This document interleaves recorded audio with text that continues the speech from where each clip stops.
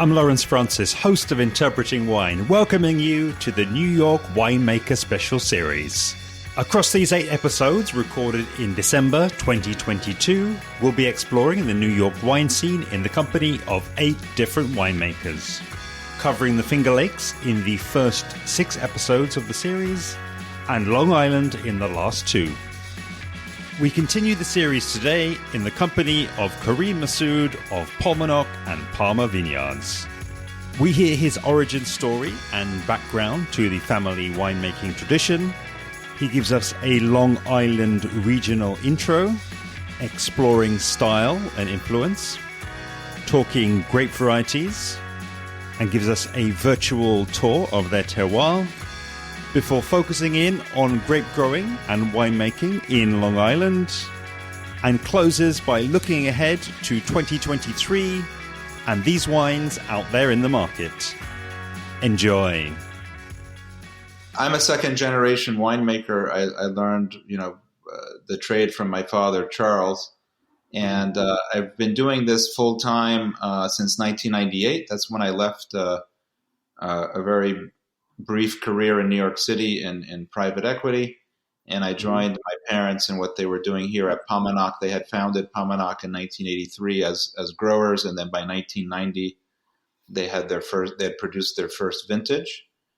Uh-huh. And by 1998 I had come back and joined them essentially. And so for those first 3 years or so, I was helping out wherever I could in the vineyard, in the cellar, in the tasting room, making deliveries. I was selling our wine wholesale to the trade in New York City. And then by 2001, my father had an assistant who left just before the 2001 vintage, and he said, I think you're ready. You think you're ready? And I said, yeah, I think I'm ready. And so 2001 was really my first vintage as winemaker. I mean, I've always worked with my father, and to this day I still do in terms of winemaking decisions. But really since 2001, the primary winemaking responsibility lay with me, and until now. And I have 2 brothers. My brother Nabil is our vineyard manager, and my brother Salim is our admin manager. And so we're a real family affair. In fact, we should Paumanok really should have been called Massoud Family Vineyards. We're absolutely a family affair. But long story short, we decided against using the family name, and we went with the name Paumanok, which I always thought was a little risky, because Paumanok is this weird name. Nobody knows what it means and how to pronounce it, and it's kind of a strange name, really. Uh-huh. But of course, in wine, place and provenance, the origin of where the fruit is grown, is all important in wine, as we know, of course. And so Paumanok is the old native name for Long Island. So what better name than the old native name for this place, where for us as an estate winery, where we grow all of our own fruit. And that's how we came up with the name Paumanok.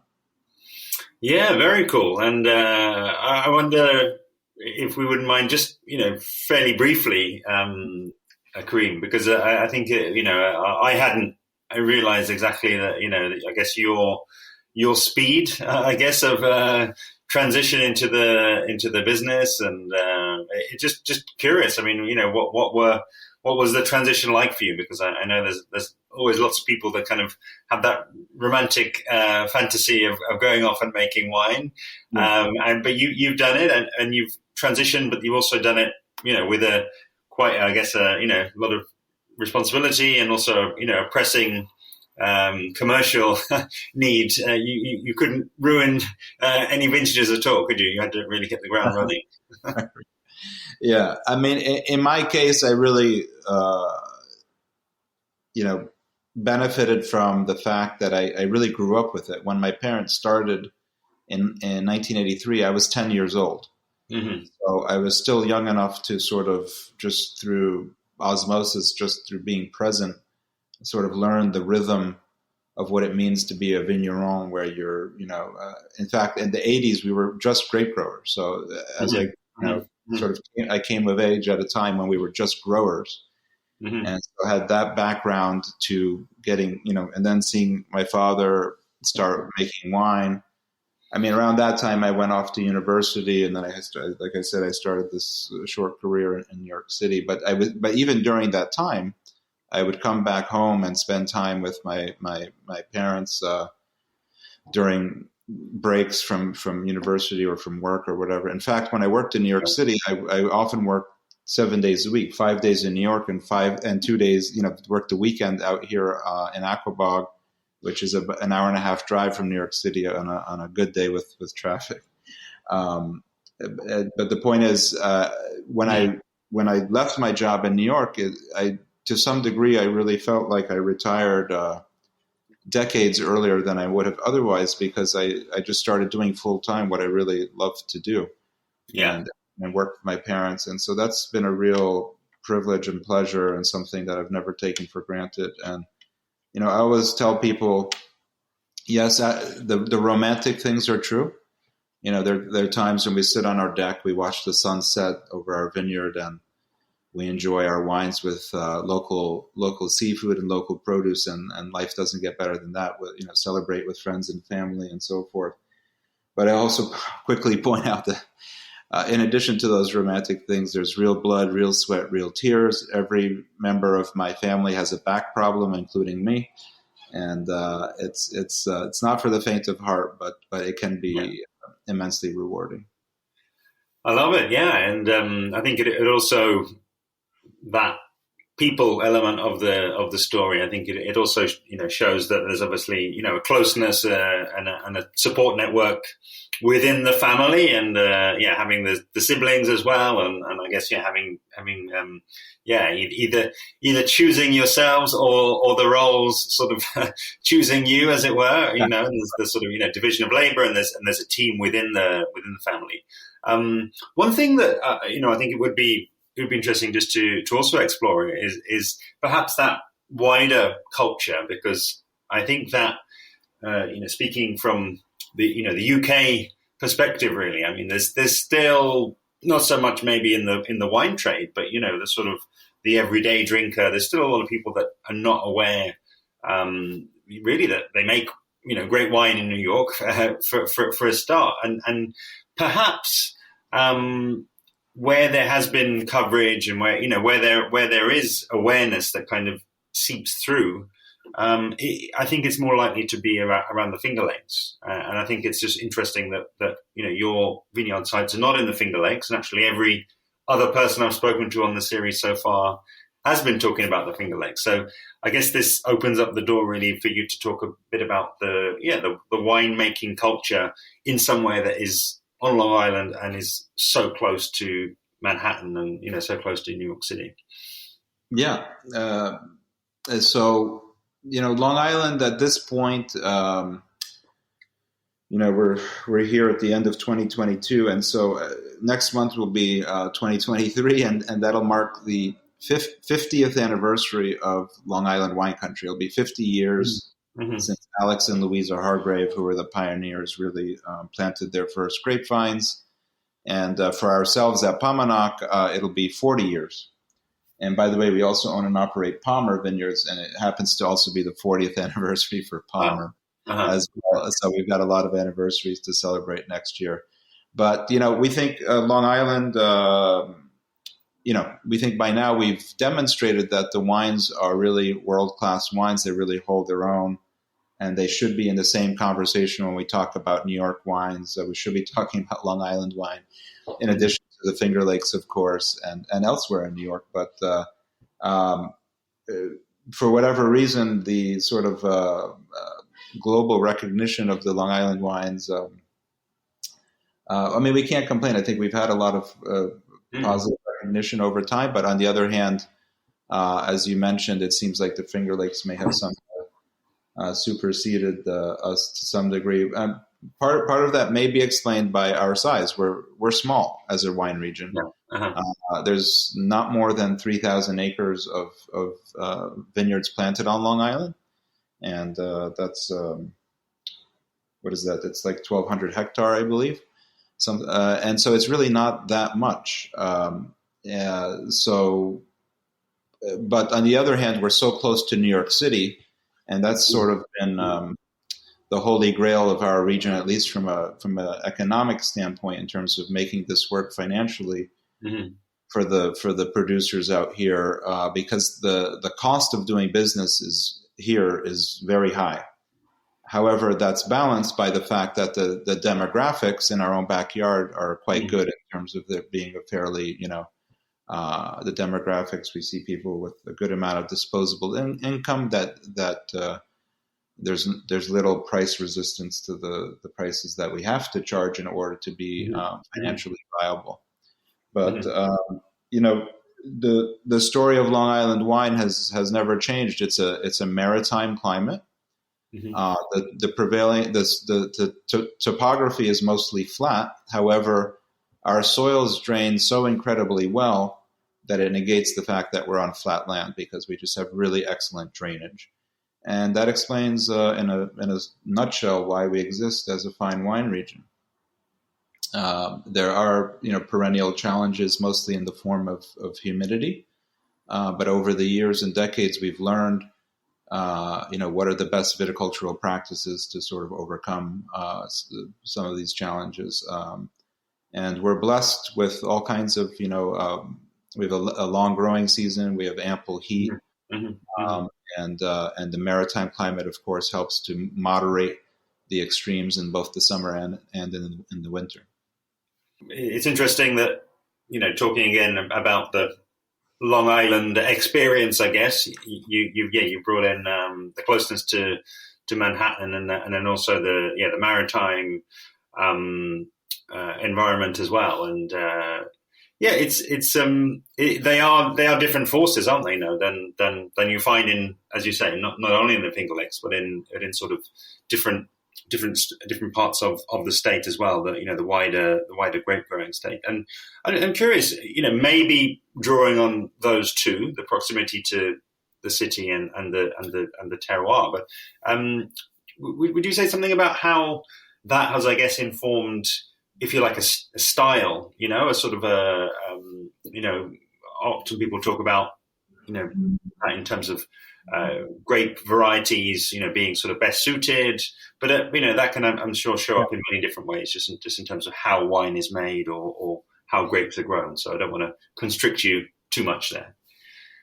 No, it's actually a great question, because many of us, not only do we produce wine here, we sell it. And in some cases, we sell it ourselves. I mean, the wine, like me personally, I've personally sold our wine in New York City on and off for 25 years, where I'm dealing directly with the sommelier or the wine director in New York City or around Long Island. And I'm not alone. There are others who do that too. And the point is, with the New York City wine market being as vast and sophisticated as it is, it sort of can't help the sort of exposure of what you're exposed. You might become more aware of what's going on in the world of wine because some of the people you're selling to are like, well, I'm looking for this or that, and for example, as you probably know, there's just as an example, there's like the pretty large or let's say significant natural wine movement going on in parts of New York City, let's say Brooklyn, where let's say it's quite strong in Brooklyn, for example. That might cause me to sort of pay a little more attention than I would have otherwise to that sort of wine style. But I think Long Island has always been, if I were to sort of describe it, we're a New World region.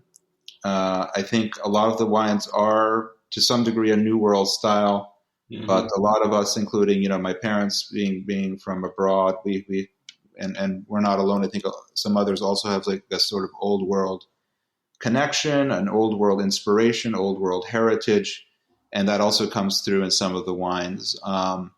But again, like other regions, I mean, it's the wine style is also sort of determined by, of course, the terroir is first and foremost, but also the local gastronomy.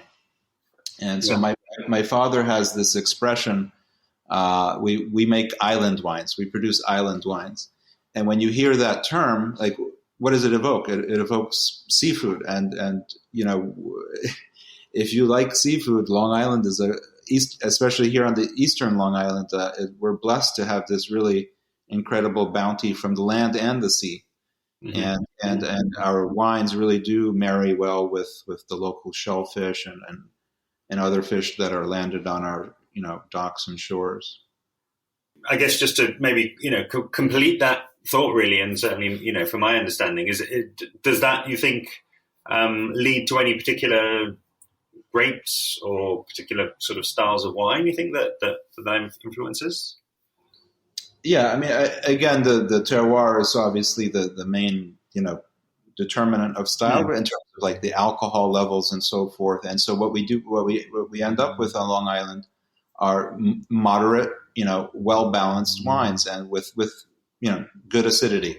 And that acidity is really key, of course, when you're talking about seafood. Chardonnay has been the dominant white grape on Long Island for many, many years and continues to be. But Sauvignon Blanc has done very well, and there's several who are doing well with it. And then for the reds, you had Merlot and now Cabernet Franc. Cabernet Franc is almost, let's put it this way, Cabernet Franc is giving Merlot a run for its money as the sort of most interesting and widely planted variety. I think Merlot is still ahead of Cabernet Franc as the vineyard acreage, but as far as the recognition for Long Island red wine, Cabernet Franc seems to just keep growing more and more, whereas Merlot has always been regarded as the red variety for Long Island, but for some reason it just sort of I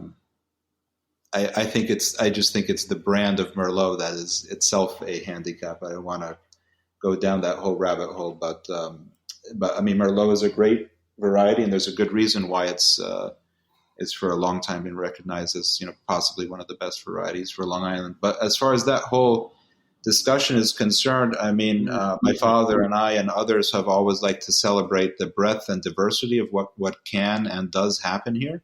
Mm-hmm. There are a couple dozen varieties that are being grown with really I think impressive results. And so like even in our case alone, at Paumanok, we grow 12 varieties. At Palmer, we have 13. Some of them are duplicates, but on one hand, you could say, well, that's a lot, and it is. On the other hand, it's really not. And I think you probably know what I mean by that. I mean, if you look at the world of wine, people don't realize how many. It's not just dozens. There are hundreds or thousands of varieties of Vineyard. We only know the few international varieties. The average wine consumer knows the international names. But so when you think about it, a dozen is actually not that much on one hand. And for me, it's great fun. I get to play around with different varieties. And 4 of these 12 are relatively new for us and are somewhat experimental. Like, for example, we planted Melon de Bourgogne. For a long time, Paumanok was the only vineyard in New York growing 3 Loire varieties, Chenin Blanc, Cab Franc, and Sauvignon Blanc. And but logically, if you were to make that comparison with Long Island and the Loire, the region that might make the most sense to compare to would be Muscadet. And so we said finally, we'd been thinking about it for a while, and it had holding off had a lot to do with the name recognition of Melon. No one is really going to know what that means when they see that on the label. But we said, let's try planting an acre. And so we did. And we hope to get our first harvest off of it in this upcoming vintage in 2023.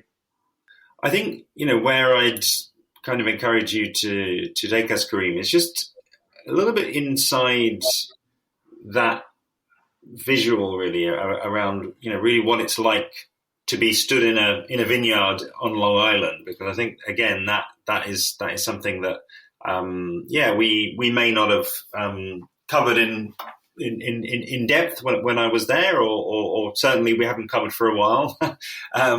So I think it would just be great. I mean, and of course, having the 2 vineyard sites, that may well lend itself to, some examples perhaps of maybe even, showing some of the nuances and, some of the differences of different growing sites that you have there.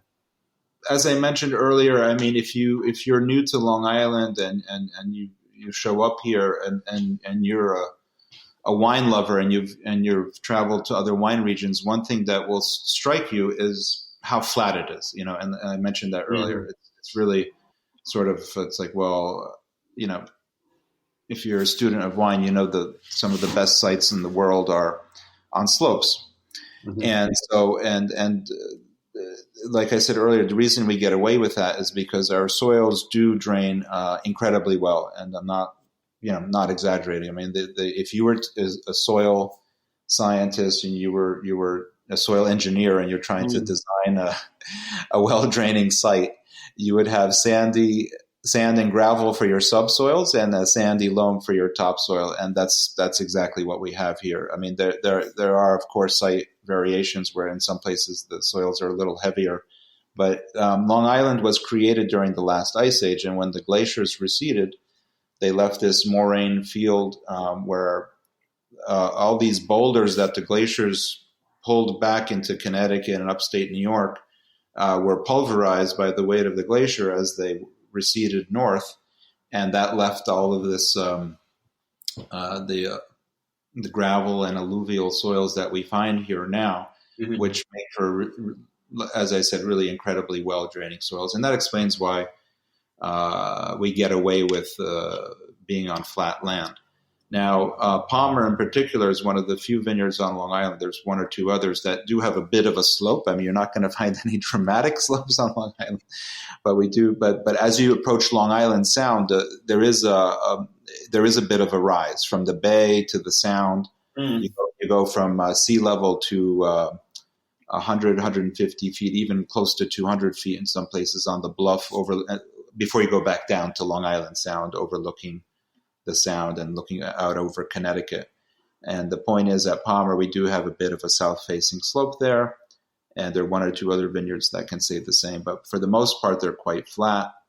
And same thing at Paumanok, it's mostly flat, although we do have a little bit of a roll in the land in our property at Paumanok.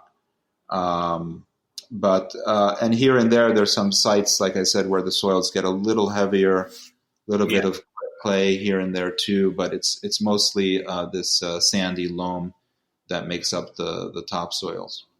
Sure. And there was also something that you mentioned in the pre-conversation really that we had, which was about the neighbors, because I'm sure, as you say, often the people talk about the slopes when it comes to winemaking, but presumably then you also have a lot of other agricultural activities around you. Then what are the neighbors growing down there on Long Island?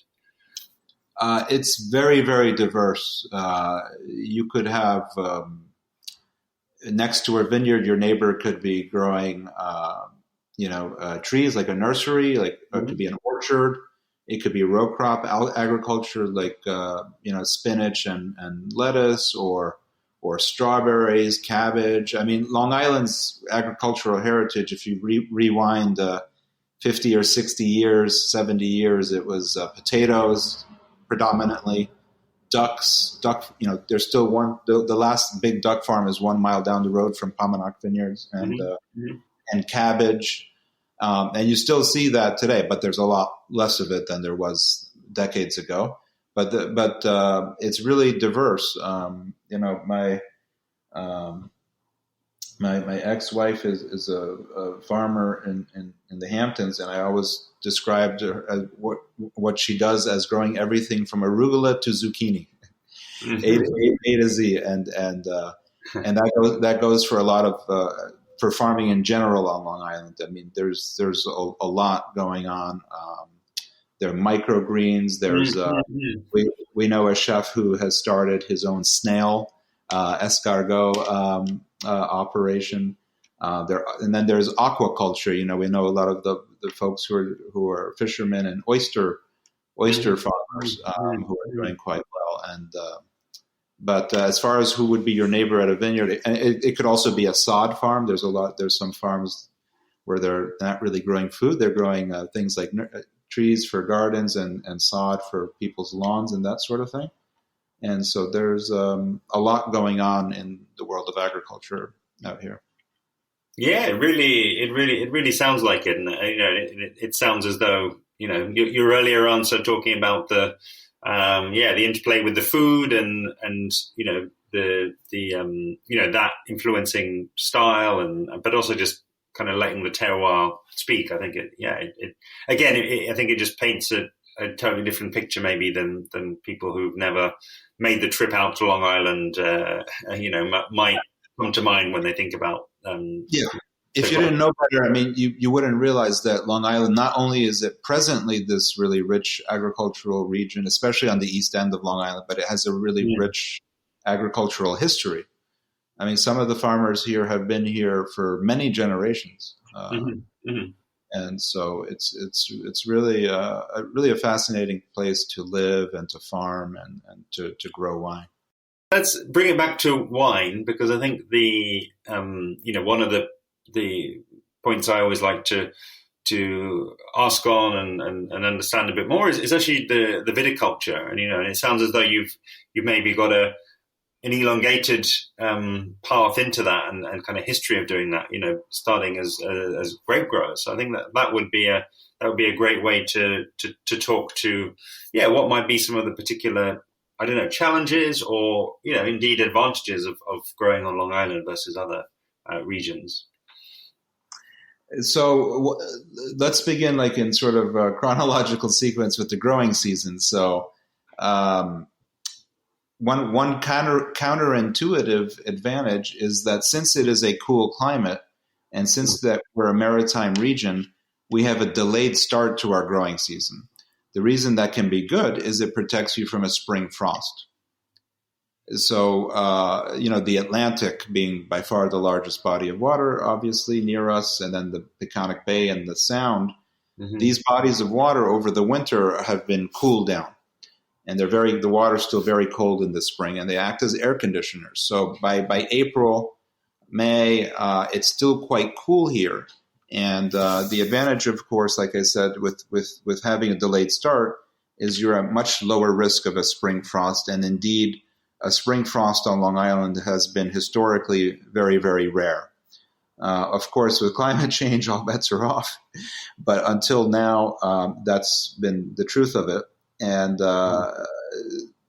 then the opposite is also true on the other side.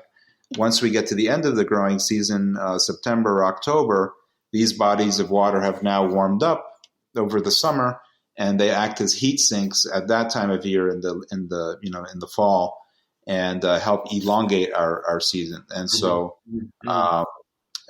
so we still get enough. We get enough ample heat and sun to fully ripen the crop, even with. We grow some late ripening varieties on Long Island with very good results. Not every year, but in the years where we get enough heat and sun, Cabernet Sauvignon and Petit Verdot can really be some of our best wines.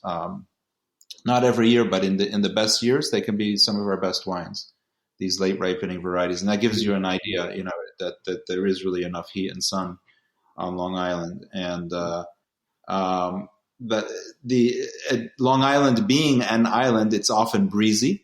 So, for example, when we get into June, you're looking for that sunny, dry, breezy weather for your bloom and flowering and resultant fruit set. And so we usually do have a decent crop in terms of the size of the crop. And of course, the best years are those Junes when it's really sunny, dry, and breezy. And we occasionally have had a couple of years where, for whatever reason, the weather in June was not so good, where we didn't have enough, not as much wind as we normally see, and some sort of misty, wet conditions, and that really, literally puts a damper on flowering and fruit set. But that is an advantage in that sense that it's usually breezy here, being an island. And like I mentioned earlier, the big challenge on a perennial basis is the humidity. It's really not a question of whether it's going to be humid. The question is how humid will it be and for how long, and what can we do to mitigate that the disease pressure created by the humidity. And so over the years, we've learned that maintaining an open and airy canopy is a good idea in many parts of the world, but on Long Island, it's absolutely critical. Mm-hmm. You cannot grow fine wine here without maintaining an open and airy canopy. And furthermore, we take the additional step of doing a pretty significant leaf removal in front of the fruit zone to better expose the fruit, so that it can see the sun and feel the wind, and give our vines their best chance of being healthy on their own without having to intervene with inputs such as fungicides and so forth. Trying to do the bare minimum in terms of inputs so that the vine can be healthy on its own. And in order to achieve that goal, you have to have an open and airy, well ventilated canopy and good solar exposure. Yeah, no, very interesting. And I guess the story that links most closely to that is then in terms of the viniculture, the enology and what actually takes place in the cellar. So again, feeling free to bring in any other elements that you've already mentioned about the region, and then also perhaps an insight into Palma and Paumanok. What would be a sort of a helicopter view of what happens once those hopefully healthy, ready to go grapes are harvested in and taken, I guess, the not too far distance to the winery. Yeah. Well, I mean, that last point you just made is an important one. I mean, we're so small and compact as a wine region.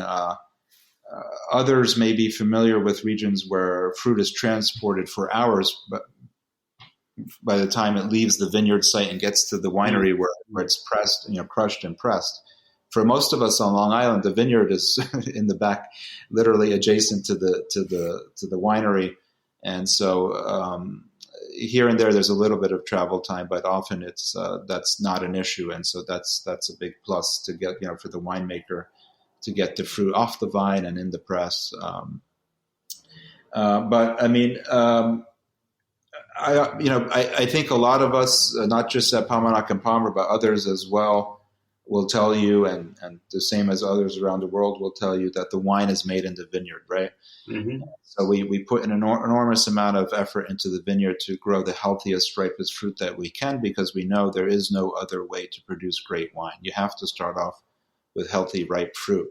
Mm-hmm. But beyond that big sort of somewhat simplistic objective and crucial objective are things like, for example, the leaf removal I mentioned. Mm-hmm. It turns out the leaf removal, even though we've been doing leaf removal for prophylactic reasons for many years to mitigate the disease pressure caused by the humidity, it turns out there's a huge fringe benefit, which has to do with the reduction in pyrazines.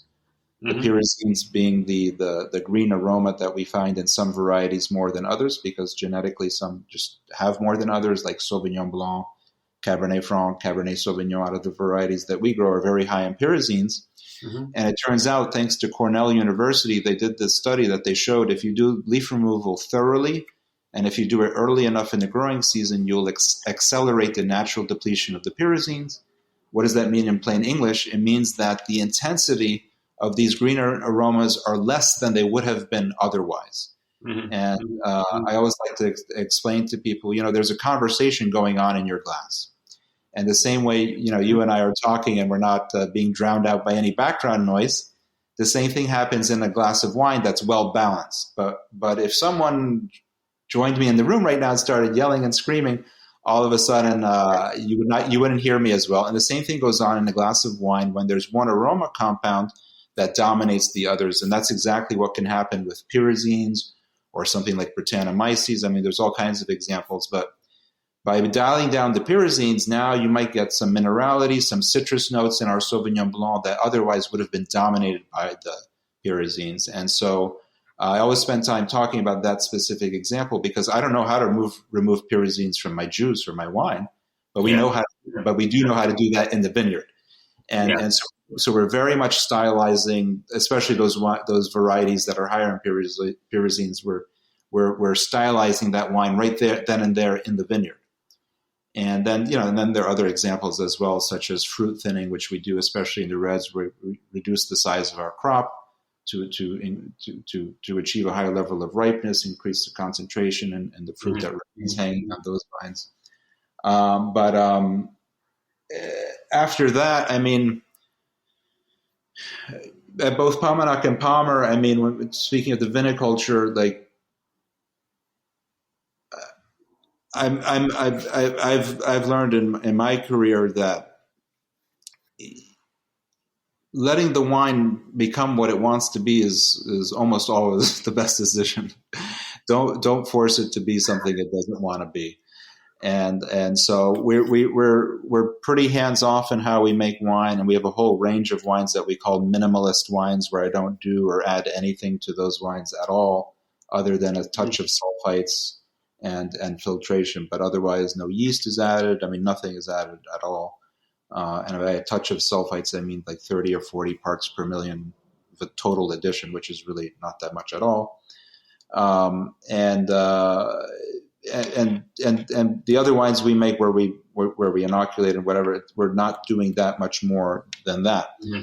And so what becomes the differentiating factor, just like other places around the world, is the vintage. And we absolutely do have vintages on Long Island. We definitely have some vintage variation, where one year might be a cooler, rainier vintage than the other, which is warmer and sunnier. And again, not like what we know in the world of wine. Yeah, I think this is a perfect spot to talk about.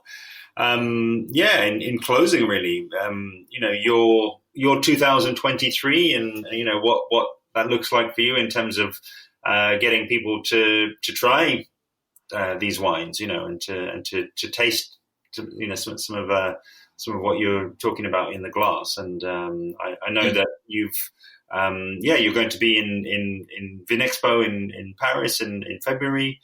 But maybe talk a little bit to your planned activities for next year, but then also I believe you're also looking for representation in the UK as well. So I think that's right. A nice way to close out.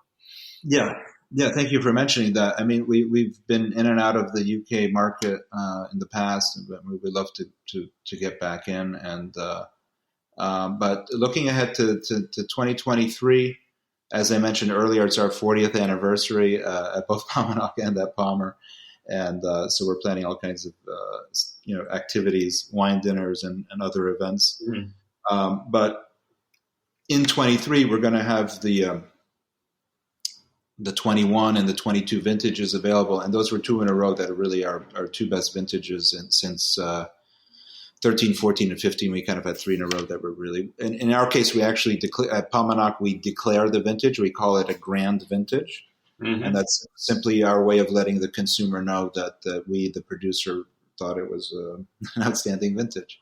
And so 21 was one of those, and 22 looks like it will be as well, in terms of the quality that we're seeing. But I think, speaking for Long Island as a whole, the high level of, the quality of the wines across the board, I would say, has never been higher.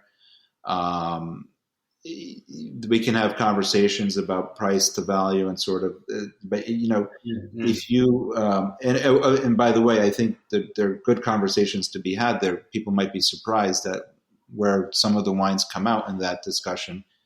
Are there some wines here that are overpriced for what they are? Sure. But show me one region where that's not true, where you don't find those wines. There are plenty of wines here that are good values, and that are well made, and across various wine styles: red, white, rosé, dessert wines, traditional method sparkling wines, pet nat. There's all kinds of wines to discover here, and but one of the biggest things going to the future for all of us, of course, is climate change, and how do we deal with that? How do we adapt? And so we're hoping we ordered our first 2 electric tractors over a year ago, and we're hoping that they'll finally be delivered in 2023. And so that's just one example of what growers are doing to try to adapt and do their share to help mitigate the causes of climate change.